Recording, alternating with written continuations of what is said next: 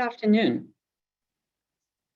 My name is Nadre Porat, and I'm an Associate Center Director at the UCLA Center for Health Policy Research and Director of the Health Economics and Evaluation Research Program.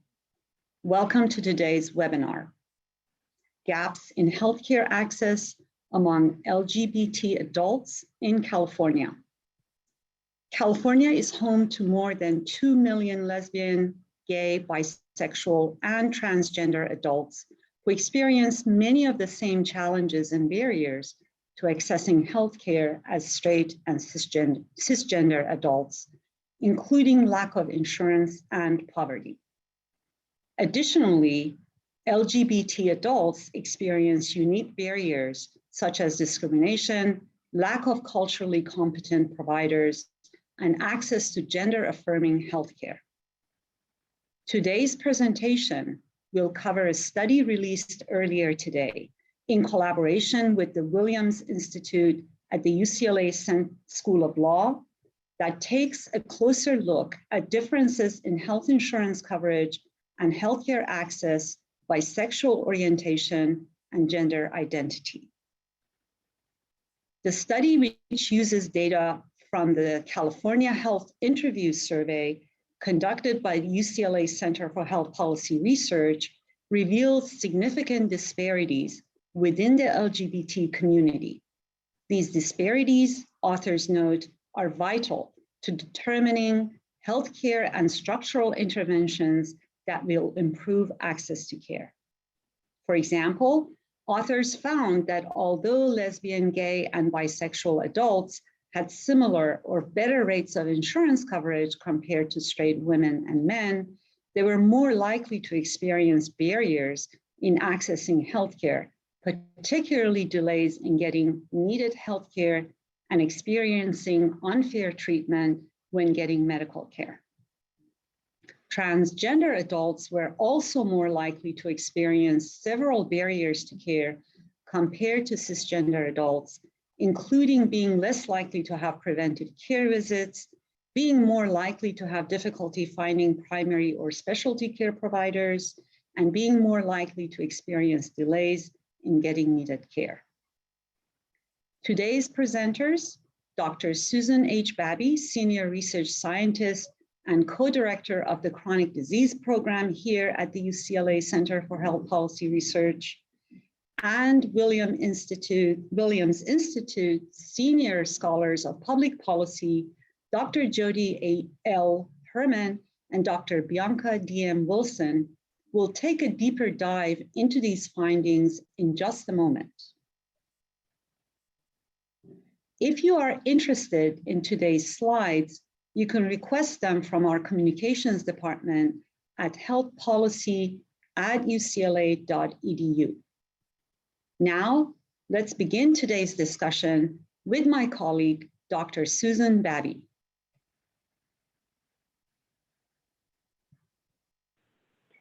Thank you, Nadi. I'm having a little bit of difficulty transitioning the slides. I apologize.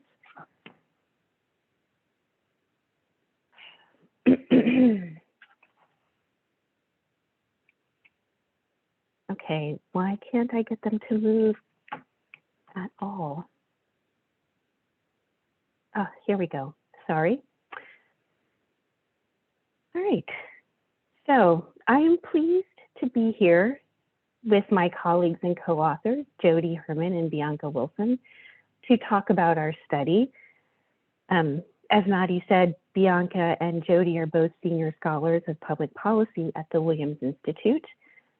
I'm going to start by giving a brief overview of our presentation. I will begin by covering some background on access to healthcare for LGBT populations. Then I will briefly describe the data and methods for our study. Next, I will hand things over to Bianca, who will discuss findings from our analyses by sexual orientation. And finally, Jody will cover findings from our analyses by gender identity, as well as our conclusions. Before I begin, I'd like to acknowledge our co-author, Joelle Wallstein, and I'd also like to thank the California Endowment for funding this study. Sexual and gender minorities experience a number of barriers to accessing healthcare. Many of the barriers are not unique to lesbian, gay, bisexual, and transgender adults, including lack of insurance and poverty. However, LGBT populations are more likely to be uninsured, to live in poverty, or to have disabilities, and these factors can all negatively impact access to healthcare. Oops. Oh my goodness. In addition, LGBT adults have unique barriers to healthcare. These include experiences of discrimination, for example, disrespectful treatment, or even being refused care. In addition, lack of competent providers can be a barrier. So providers may not have knowledge or experience in caring for LGBT people. And finally, they can experience barriers to receiving gender-affirming healthcare. Previous research has identified some differences in access to healthcare by sexual orientation and gender identity. For example, lesbian, gay, and bisexual women and men have similar rates of insurance coverage compared to straight men and women. However, LGB women and men are more likely to delay or go without medical care.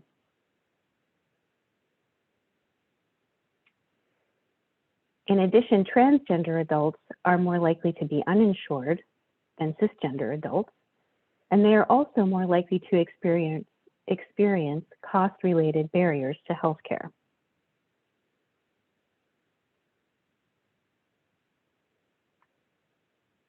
Our study used data from the California Health Interview Survey to examine differences in health insurance coverage and access to healthcare by sexual orientation and by gender identity.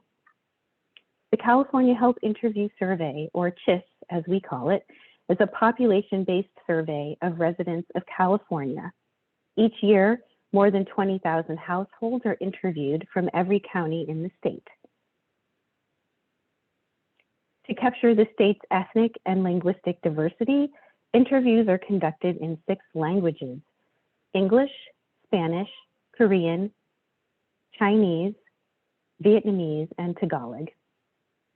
The data that are collected are representative of the California population living in households. The CHIS survey asks about a wide range of health-related topics, including health insurance, access to healthcare, social and demographic characteristics, health status and conditions, health behaviors, mental health, oral health, and others. Importantly, for the current study, the survey asks about sexual orientation and gender identity. Specifically, adults are asked, do you think of yourself as straight or heterosexual, as gay, lesbian, or homosexual, or as bisexual? We combined data from CHIS 2017, 2018, 2019, and 2020 to look at access to care by sexual orientation. Disparities vary across lesbian, gay, and bisexual people who identify as either female or male.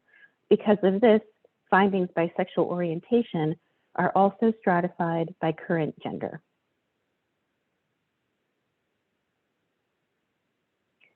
For analyses by gender identity, we combined data from CHIS 2015 through 2020 to look at access to healthcare. These are all the years on which information about gender identity was collected, and combining all the years of available data provides more reliable estimates for this population. To determine whether respondents were transgender or cisgender, adults were asked 2 questions. On your original birth certificate, was your sex assigned as male or female? And do you currently describe yourself as male, female, or transgender?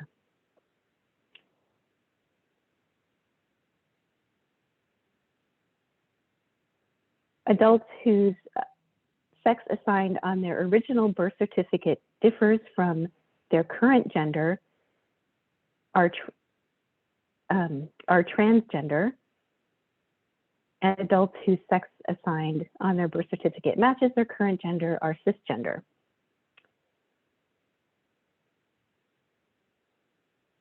Our analyses by sexual orientation included 819 lesbian women, 1,658 gay men, 2,377 bisexual adults, and 79,965 straight adults.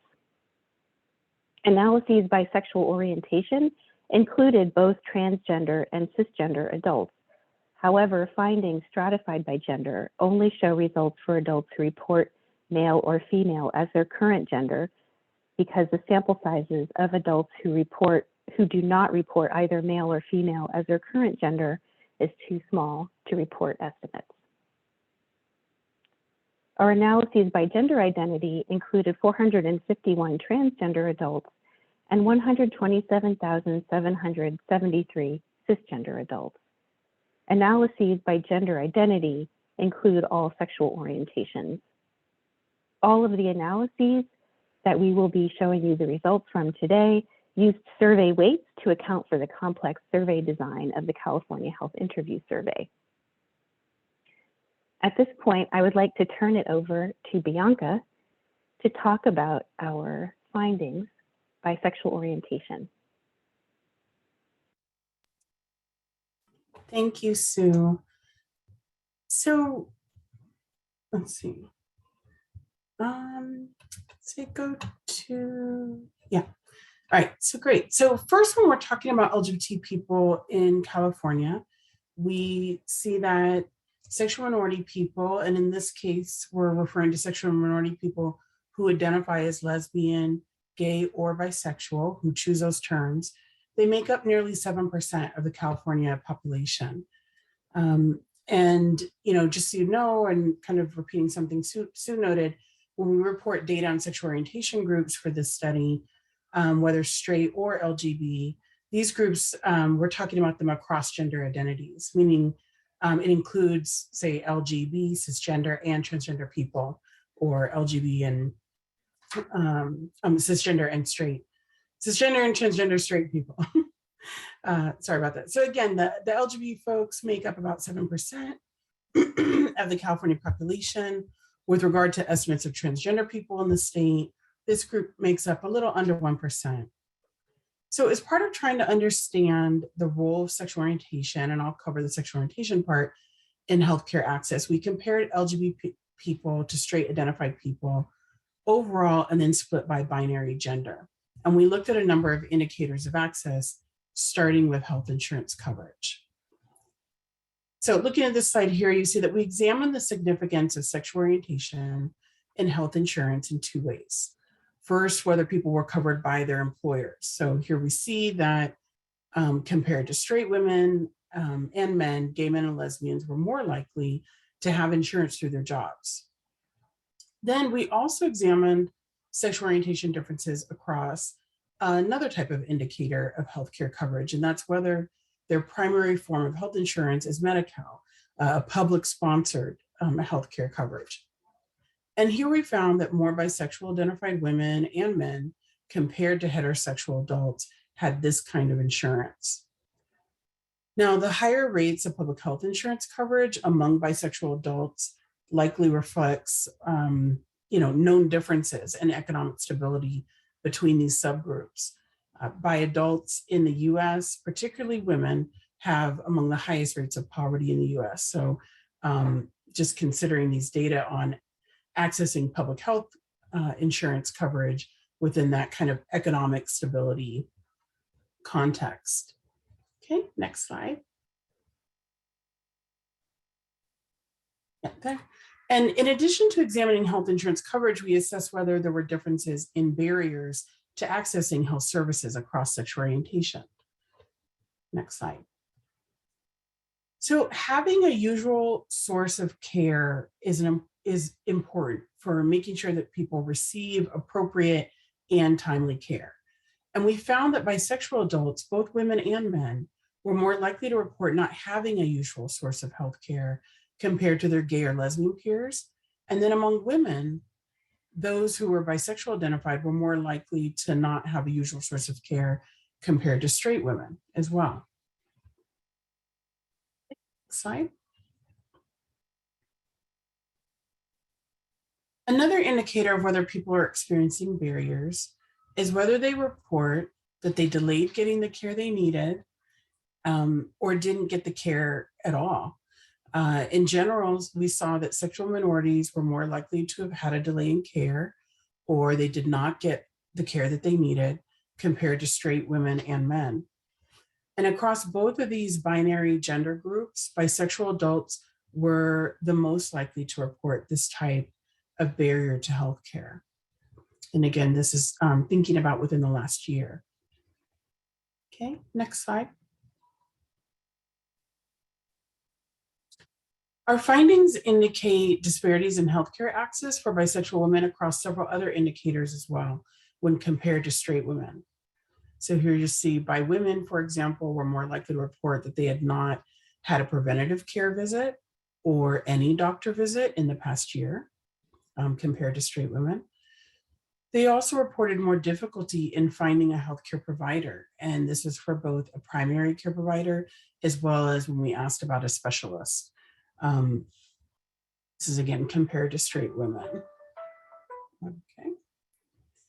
All right, next slide.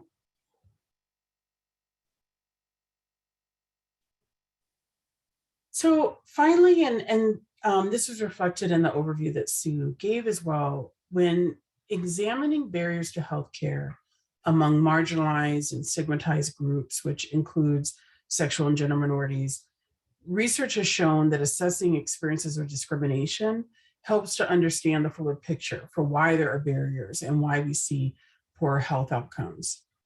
So one way to assess experiences with discrimination is to ask people whether they feel that they've experienced unfair treatment. So what's your perspective on how you feel you're treated out in the world? And here we examine differences between sexual orientation groups and reports of unfair treatment in the medical care setting specifically. So we found that sexual minorities were more likely to report unfair treatment when trying to receive medical care. Nearly half of lesbian and bi women reported unfair treatment. And among men, we see higher percents for gay and bisexual men as well. So now I'm going to turn it over to my colleague, Jody Herman, to provide an overview of our findings on healthcare access among gender minorities. Thanks, Bianca. So now we're going to show our main findings regarding gender identity. So we compared indicators and experiences of transgender Californians of any sexual orientation to cisgender Californians of any sexual orientation. And for our purposes for this report, cisgender means somebody whose gender identity is the same as the sex they were assigned at birth. So for instance, someone who's assigned female at birth, who identifies as a woman, and transgender are those individuals whose gender identity is different from their sex assigned at birth. So first, we're going to look at health insurance coverage. And one notable finding is that trans adults were more likely to have Medi-Cal coverage than cisgender adults. So 37% of trans adults were covered by Medi-Cal compared to 21% of cisgender adults. It's likely that this difference is related to the fact that transgender adults have higher rates of poverty than cisgender adults, and maybe more likely, therefore, to rely on Medi-Cal, which is the public health insurance program. Next slide. So looking at our insurance findings in more detail, we didn't find a difference in the rates of being uninsured, with 9% of cisgender and transgender adults being uninsured. We found no statistically significant difference in employer-based insurance coverage, though trans adults did have a slightly lower percentage. But trans adults are significantly less likely to be covered by Medicare, 9% compared to 20%. And this may be due, in fact, to the fact that trans people tend to be younger on average than cisgender people. Next slide. So another notable finding is that when looking for healthcare providers who are specialists in particular, trans people were much more likely to report having trouble finding a specialist than cisgender adults, and that's 29% versus 11%. And frankly, we don't know exactly why this is the case based on this data set, but trans people do sometimes need access to gender affirming medical and surgical care. So this difference could be driven, at least in part, to the fact that trans people may have trouble finding specialists who can provide the gender affirming care that they need. Next slide. So the survey asked respondents if they had to delay or did not get needed health care, which Bianca mentioned previously. So trans people were more than twice as likely to report that they delayed or did not get needed medical care. When asked about reasons for delays, which I'll get into a little bit more in a bit, trans people were more likely than cisgender people to say that their insurance either wasn't accepted or didn't cover the type of care that they needed, which wouldn't be terribly surprising if the insurance coverage was regarding gender affirming care, because some insurance policies do not cover gender affirming care. However, there are policies within the state of California to try to increase insurance coverage for that type of care. Next slide. And we found other barriers to care that were more pronounced for trans people compared to cisgender people. So trans people were more likely to have no preventive care visits in the past year. And were also more likely to have trouble finding a primary care doctor. And we're also more likely to have delays in getting needed prescription medications. And that's 23% versus 10%. Next slide, please.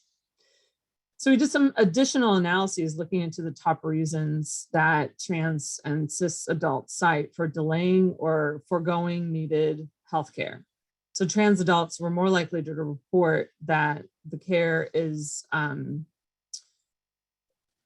too expensive, or that was one of the very top concerns, was that care is too expensive or had a lack of insurance coverage. But trans folks also cite in their top 3 reasons for not delaying or foregoing healthcare that they had transportation problems, and that their insurance wasn't accepted or did not cover the care that they needed, as I mentioned previously. Cis people also cited expense and having no insurance coverage as the top reason for delaying or foregoing care. But the other reasons that they mentioned were not having time and not being able to get an appointment. Next slide. So for our conclusions,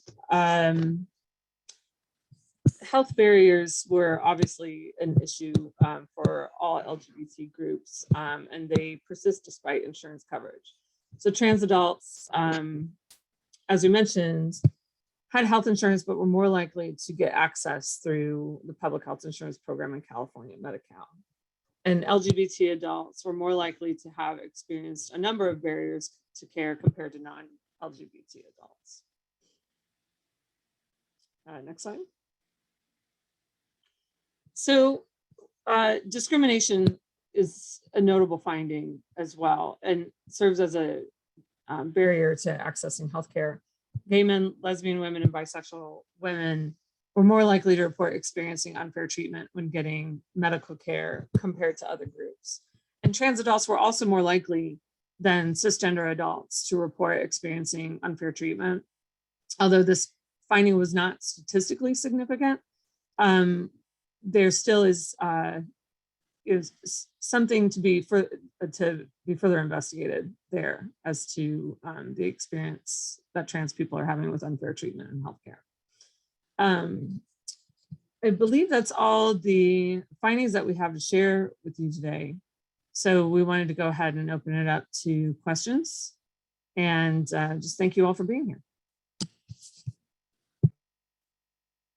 you so much. Good afternoon, everyone. My name is Tiffany Lopes, and I'm the Director of Communications and Publications here at the UCLA Center for Health Policy Research. I'm going to be going through the audience questions today. So if you have questions, please use the Q&A function in Zoom to ask those questions, and we'll get to them as quickly as we can. So let's get started with the first question. It's a double question. How did you capture, let's start with the first part. How did you capture data for pansexual and asexual populations that largely will not answer using those options?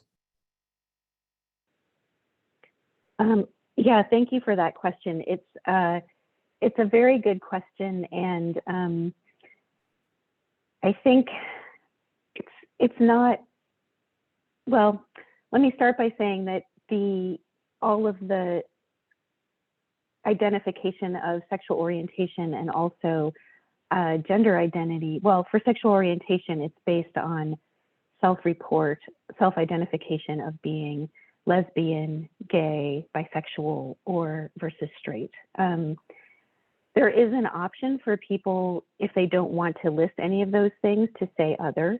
So it's possible that some people may have ended up there. And then also in terms of the gender identity questions, a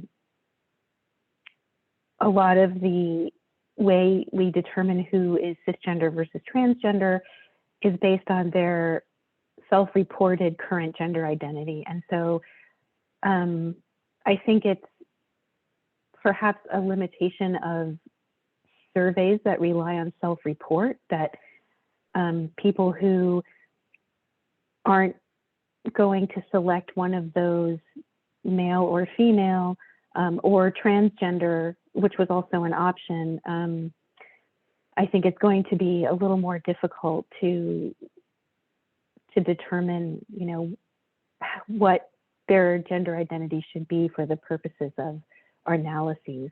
I don't know, Jody and Bianca, if you want to add anything to that. Yeah, I think that basically covers it. I mean, on the sexual orientation side, if I'm understanding the participant's question is, I mean, first you're asking, are pansexual folks and asexual identified folks included? So it is true, if they absolutely would not also select LG or B or straight, then they're not included in these analyses. And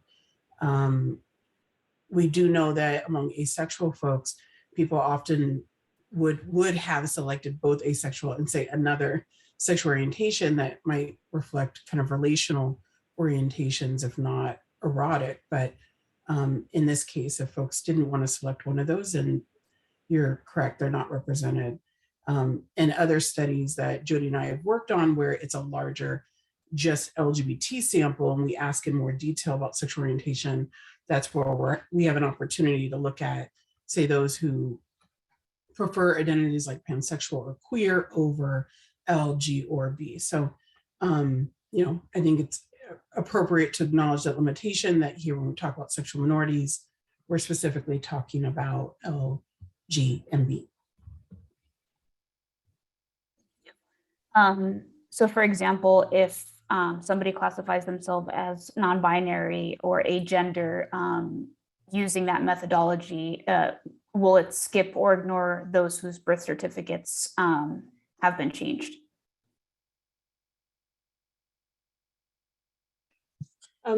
I'll jump in there on that one. The intention of the question is to capture sex assigned at birth, the one that has the language about the birth certificate. So the language is about original birth certificate. So the question attempts to capture sex assigned at birth, not necessarily the sex that is listed currently on someone's birth certificate. So if someone has, you know, after birth, later on as adult, gone back and changed the sex designation on their birth certificate, we would hope that the question would be answered according to the original status of the birth certificate and not the updated status or the corrected status of the birth certificate. some questions are worded slightly differently that actually have the language of sex assigned at birth in it. This question is slightly different. But I think we're always trying to find ways to review, revise, reconsider these questions to make sure that they're accurately capturing the population that we're trying to capture. And so that's always an ongoing process. In terms of non-binary individuals, there is a answer option where, at least in both the interviewer administered and the self-administered question, which is it's a new survey mode that just has engaged in more recently. There is an option to write in your gender identity. So if you don't see your gender identity listed in the gender identity question, it is something that you can actually write in. And we have actually been doing a little bit more analyses with those write-in responses. So again, we're always trying to review and make sure that we're asking the best questions and seeing what needs to be updated and changed. But that's the current status of that measure. We have some questions about overlaying other demographic factors. So is there any plan to overlay other demographic factors like race, ethnicity, and language to identify how those intersections might affect health barriers?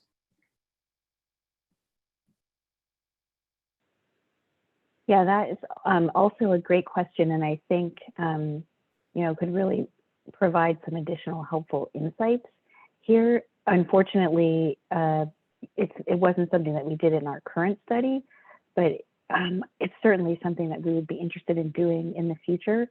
But at this point, we don't have specific plans to pursue that. But a general interest in doing so, definitely. Yeah, definitely. Yeah, it's something we can think about doing both with CHIS, it's just specific to California, and then also, and I could post this in the chat, but over the last year, my colleagues and I at the Williams Institute completed a series of reports on race and LGBT status. And so we did this primarily with national data, so the CDC's BRFIS, but actually because California is one of the best resources for some of our other subgroups of both Asian Pacific Islander as well as Latinx communities, and as well as Hawaii, we did do some deeper dives to show a better disaggregate subgroups more. So not just say Latinx, but also think about folks of Mexican descent, Central American descent, South American, and the Caribbean. So I can post that, but we do have that series as well, which some of the products have used CHIS data for. Thank you, Bianca. We also have a request for data related to LGBT 50-plus-year-olds, as those individuals also experience disparities and barriers to care that can be much more significant. So just another thing to keep in mind if this is something we decide to look into a bit more. We have a few more questions. Like I said, if folks have questions, please make sure to use the Q&A function in Zoom to ask them. So how, if at all, were the questions vetted? Were there focus groups of LGBTQ plus individuals or LGBTQ plus serving organization engaged for feedback about the wording and verbiage of some of these survey questions?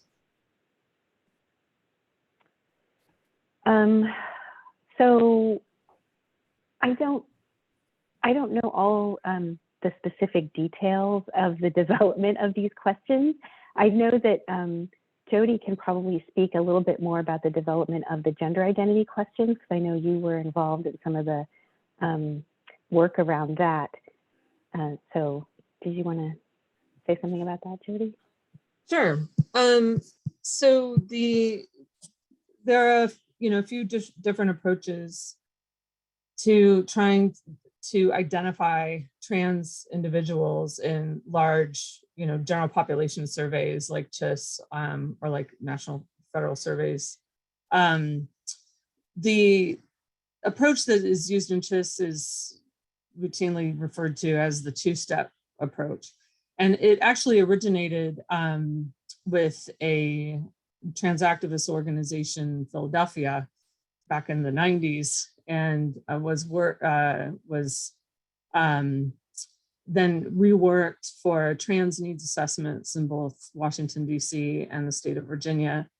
It became the basis for that and a trans identity question, which is now commonly used in the CDC's behavior risk factor surveillance system. That question is just, do you consider yourself to be transgender? Originated at the state levels. There was particular work on that one in Massachusetts with local groups there. And then from the Williams Institute perspective, we convened a national group called the Gender Identity and US Surveillance Group. This is several years ago. That report is available online from our website. It outlines all the individuals that were involved and the kind of traces a little bit the history of these measures and what the best practices were at the time the report was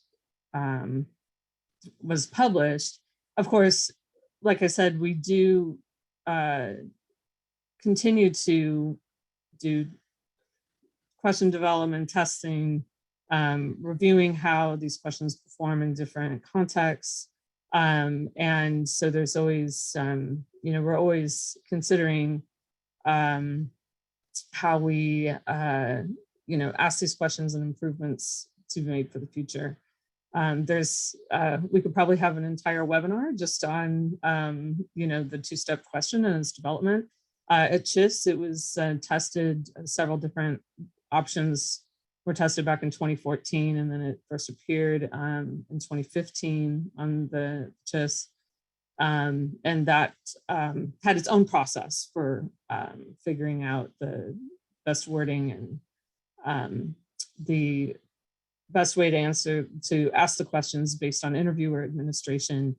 And now, of course, as CHIS has moved into self-administered surveys, that's a bit of a different survey mode. So yeah, these measures all have a history and a trajectory, and they've been around for years at this point, but at least the two-step certainly did originate with trans activists in Philadelphia who were specifically concerned with access to healthcare at the time. So that's I guess a little bit of a walk down history, memory lane history of that measure. Thank you so much, Jody, for that. Did the data allow any health status adjustment for your comparisons on delay in getting needed care? In other words, if you're comparing transgender to cisgender for delay in care, it would control for how healthy they are on something like a self-reported health status question so that you could tell whether one group was more healthy or did not get care as urgently. Sure. So CHIS data would allow for that kind of adjustment. However, the results that are included in our policy brief and our presentation today are not adjusted for health status because we wanted to provide estimates of the population as they are. So, I mean, these are the rates that are experienced by these groups, although other research does suggest that at least some of the groups experience certain health conditions at higher rates than others. Given that significant numbers of trans people reported non-straight/heterosexual orientation, will there be a trans and LGB analysis presented? Is that something that we're considering for the future? I think that sort of analysis would be very interesting and helpful. At this point, our challenge with doing that is sample size, and I think at some point where there might be enough data in CHIS to do that, or perhaps it would be better to use a larger national data set like BRFIS to do that kind of analysis. Yeah, I I agree with Sue and the person asking the question, just how critical it is for us to think about the diversity and sexual orientation among trans folks specifically, and whether like how those interact to create either make folks more vulnerable to oppression, um, or perhaps don't represent kind of your typical understanding of like intersectional oppression that sometimes LGB status plus trans status may not lead to worse outcomes. That is something that, so as Sue noted, I think with this sample, that'd be very difficult to do without more years of the trans sample. But that is something we did look at in our report on LGBTQ women, and using data from the US Trans Survey that Jody has worked with NCTE for years on. And we specifically did look at the role of sexual orientation among trans women and how that was relevant to both economic and some health factors and other demographics. And I think if you look at that, you see that the story is actually pretty complicated. Places where, for example, trans women who are straight identified are faring worse than those that are LBQ. There's racial differences in those between those groups. There's other differences related to transitioning. So it's an important question, but I agree with Sue, it's something easier looked at either with national data or particularly national data like USTS that are focused just on trans communities. So even if they're not population-based, but large-scale community surveys really give us the answers to those kinds of important questions. So I'm glad someone asked about that. Thank you. For data regarding access, is there any notable data on individuals dropped from care or people who began preventive care but did not finish treatment? Sorry, could you repeat the beginning of that question? For data regarding access, is there any notable data on individuals dropped from care or people who began preventive care but did not finish treatment?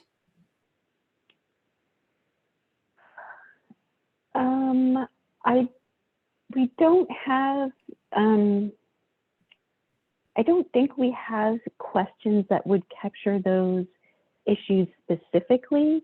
The questions, I mean, the access issues that we do have information on are really around people trying to get care and not being able to get it. So we don't have one that would get at beginning care but not completing it. Oh, unless someone, you know, viewed that as care that they needed but didn't get. So if that makes sense.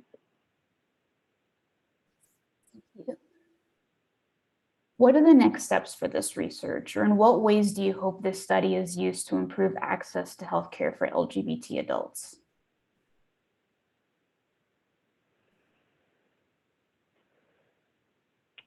In terms of next steps, I think, I don't know, there are so many things that would be interesting to look at. Although I think one of the things that we may do next is look into doing some analyses that actually take into account some of the other information that's collected in CHIS, like health status, like race and language, and overlaying that with sexual orientation, gender identity, and access to care. I don't know, Jody and Bianca, if either or both of you would like to add to that.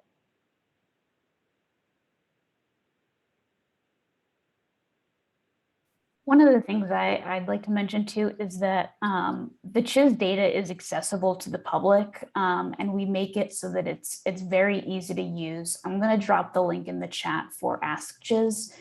So there's a lot of this data that you can go in, you can view it by LGBTQ, you can view it, or sorry, LGBT, you can view it by race, ethnicity, age, drill down to things like cities and counties. So let me just drop that very quickly in the chat before I get to the next question. We only have a couple questions left, so if anybody has any questions, please feel free to ask them.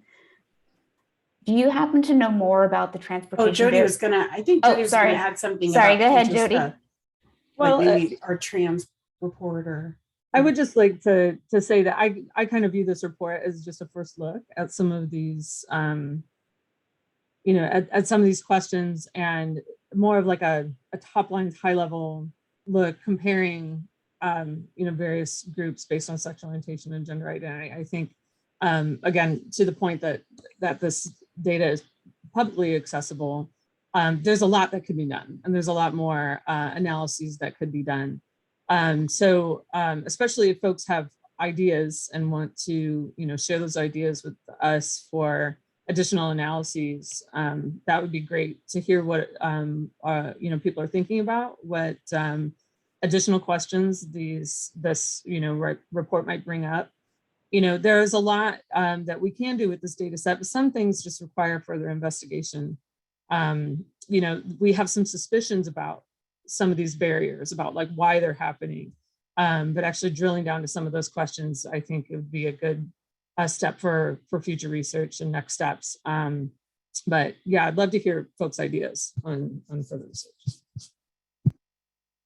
Thank you. And we actually did also get a request from somebody on who to contact for a possible presentation to stakeholders like Aging Independence Service Advisory Council. So if you want to drop your email address in the chat, just the Williams Institute, or we can have everybody reach out to healthpolicy@ucla.edu if they're interested in potentially reaching out about a possible follow-up presentation.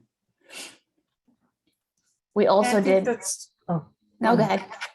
No, I was going to say, I think that's great if they reach out to the overall email address, because we may even connect. I know there were a couple questions related to older adults, and we have colleagues that have worked with the CHIS data that look specifically at older LGBT adults. And we'll also soon be looking at the US Census Pulse data on the same thing. So maybe they might make more sense to connect them to those colleagues. We also did get a question from somebody who said that the research topic is tobacco use among LGBT people. Will you be accepting interns or volunteers to join the project? So if you are interested in some potential interns at the Williams Institute, something there for you. Just a couple more questions. Last call for questions if anybody does have any. If not, we're probably going to end the session a little bit early. Do you happen to know more about the transportation barriers in accessing gender-affirming care for trans individuals? So based on the information collected in CHIS, we do not know more about that.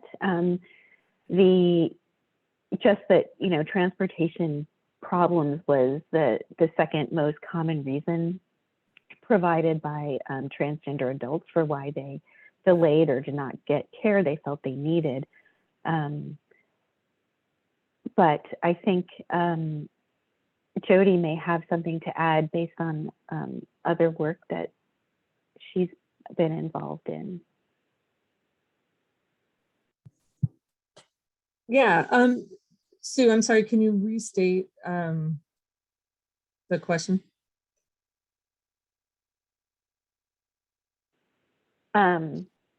So, sorry, Tiffany, can you restate the question? Because I'm not sure I remember it accurately. Yeah, do you happen to know more about the transportation barriers to accessing gender-affirming care for trans individuals? Yeah, that's a good question. And you know, the data set, other than CHIS and some of the federal data sets that I'm more familiar with, is US Trans Survey. And there haven't been the questions specific to transportation included in that survey.